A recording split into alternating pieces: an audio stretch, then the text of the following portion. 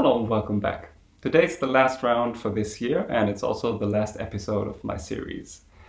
As you probably know, global video streaming has a huge impact on CO2 emissions, and while I did get very nice feedback on these videos, the interest hasn't been huge enough for me to say, oh, I absolutely have to continue doing this.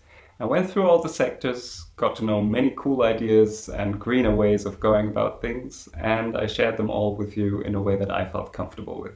What I haven't done so far, and will do today as promised, is to shed some light on best practice examples and inspiring ideas that are already being implemented around the world.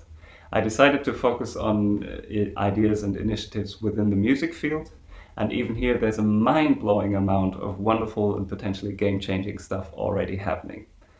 My selection is by no means a complete overview, and you can find all the links in the description below.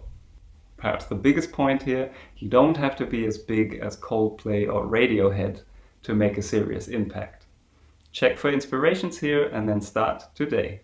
Invent your own green ideas and make your own contributions towards a greener music sector.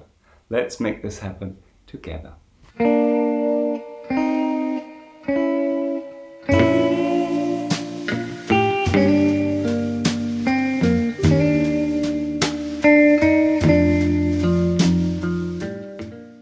Vienna-based Vegetable Orchestra make their own instruments from fresh vegetables. They've been touring for over 20 years already. Get hip to the vegetable sound. The Orchestra of Change is an association of musicians from various orchestras in Germany who work together with scientists and experts to reduce their orchestra's carbon footprint. They also have their own afforestation project in Madagascar. Deep Grooves is currently the greenest vinyl pressing plant in the world. They use eco-friendly vinyl, and their factory is almost 100% circular in terms of waste, recycling and energy. Bowmaker Marco Raposo aims to plant 50,000 Pernambuco trees over the next 2 years. Half of these trees will be used for sustainable bow making, the other half will be used for reforesting and regenerating the land. He also trains 70 local farmers to care for the tree population and ensure its survival for future generations.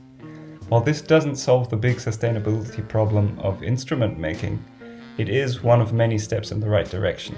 Others include the use of carbon and natural fibers like flax or hemp. A big point here, we as musicians have to be more prepared to buy and use these more sustainable instruments. There won't be any offers if we don't communicate the need. The Berlin-based initiative Clubtopia offers a comprehensive and spot-on guide on how to make your club greener. Deutsche Jazz Union have teamed up with them to offer free energy consulting for jazz clubs. Contact them if you're interested. There are plenty of guidelines for the field of greener touring. One of the most comprehensive ones is the Green Touring Guide, which is part of Green Touring Network.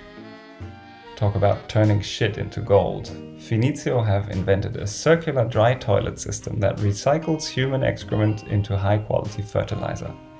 Music festival toilets are also on offer. There are still some legal issues to be resolved because in this country it's not yet allowed to use human excrement as fertilizer. But it's perfectly okay to spray animal poo on your fields. How many antibiotics do they get fed again? Music Declares Emergency is arguably the best organized musicians initiative out there. Make sure to sign up to their newsletter. That's where I got most of the ideas presented here. And of course there's also a For Future organization for artists, so go ahead and jump into action mode.